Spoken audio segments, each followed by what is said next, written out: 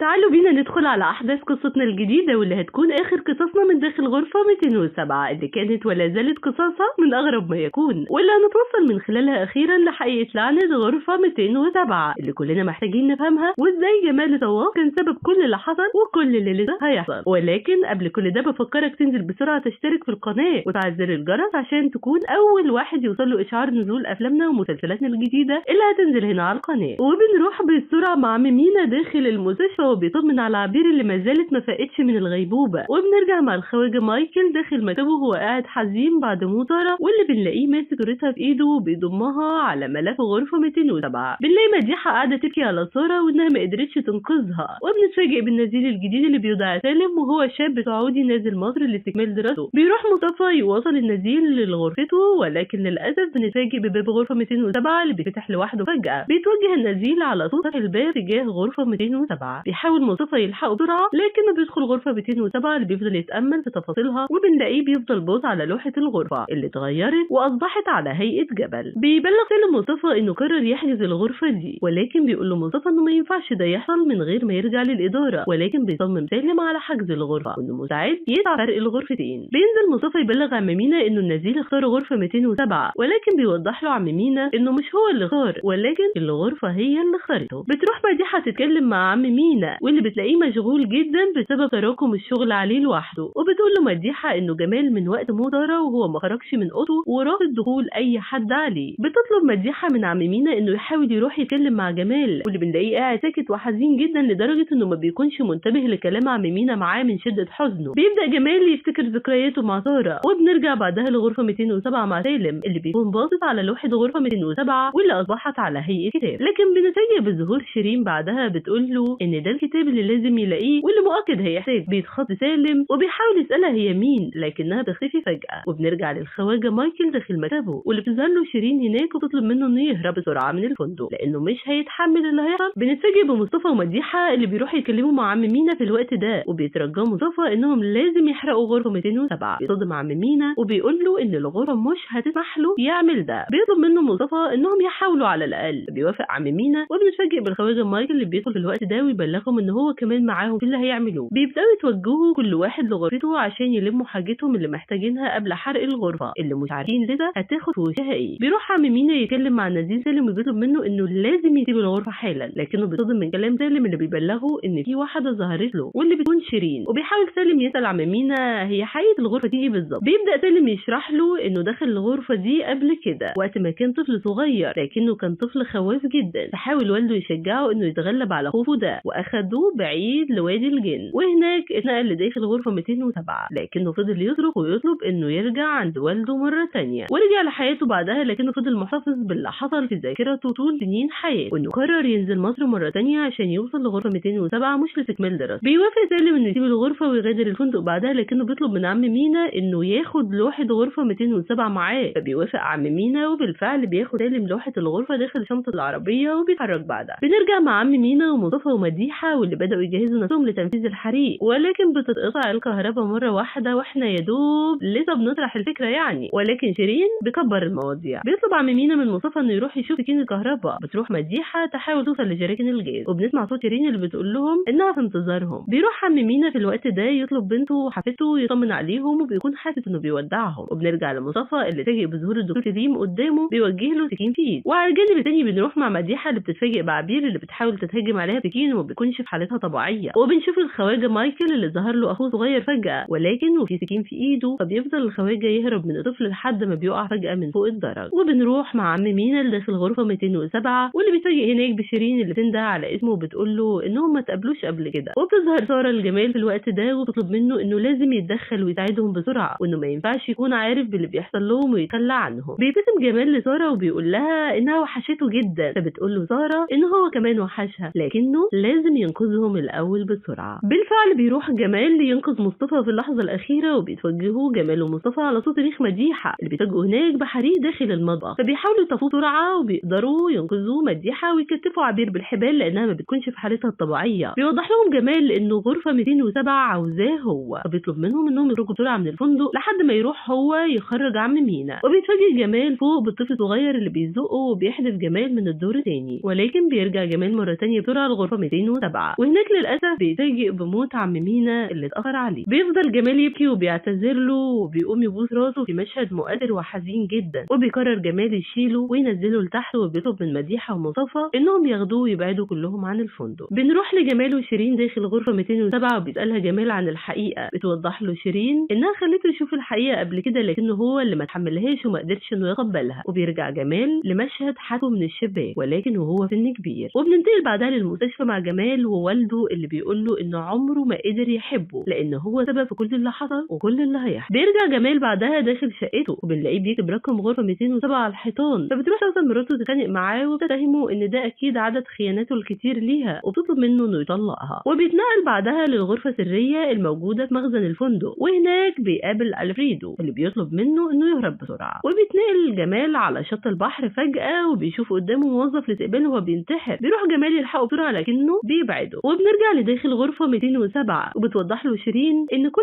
شيء بدأ سنة 34 وان هو سبب كل اللي حصل وكل اللي لسه هيحصل. فبنرجع لوالد الخواجة مايكل هو وحوالي 5 اشخاص واللي بيتفقوا سوا ازاي هيخفوا جثة الست اللي قتلوها بعد ولادة الطفل الصغير اللي بنتفاجئ بوالد جمال وهو رايح يشيل الطفل ده. وبيبلغهم انه قرر يتبناه وانه اسمه الحالي هو جمال صواب. وبيفضل والد جمال يفتكر اللي حصل وانه جمال هو سبب اللعنة اللي حصلت واللي هتحصل وعشان كده ما قدرش انه يحبه وكان بيحاول يتخلص منه من وقت لتاني زي محاولة حذفه من الشباك. بيكون جمال واقف مصدوم من الحقيقة فبيحاول حرق الغرفة لكن بتضحك شيرين وبتقول له انه بايده يغير كل شيء ويمنع كل اللي حصل من انه يحصل. بيبدأ جمال حرق الغرفة وبنشوف جمال وسط الحريق بيحاول الهرب ولكن للأسف ما بيكونش فيه مخرج. بيقرر مصطفى يروح يلحق جمال في الوقت ده ولكنه بيفضل يخبط وينده عليه من غير اي فايدة. بيفقد جمال وعيه فجأة ولكن بيرجع يفوق مرة تانية على صوت باب غرفة 207 وبيتفاجئ قدامه بطفل صغير وهو الخواجة مايكل ووالدته وهي نفس الست اللي بتظهر داخل غرفة 207 واللي تسأل جمال هو مين. وكده يكون جمال رجع لسنة 34 ولكن هل هيقدر جمال يتحكم في كل اللي حصل ويمنع الأذى اللي تعرضت له والدته بالفعل ولا لسه المفاجآت؟ ده اللي هنعرفه ولكن مع نزول حلقات الموسم الثاني. وبنختم الموسم الأول من أحداث غرفة 207 على كده. بنشكرك على متابعتك ليه.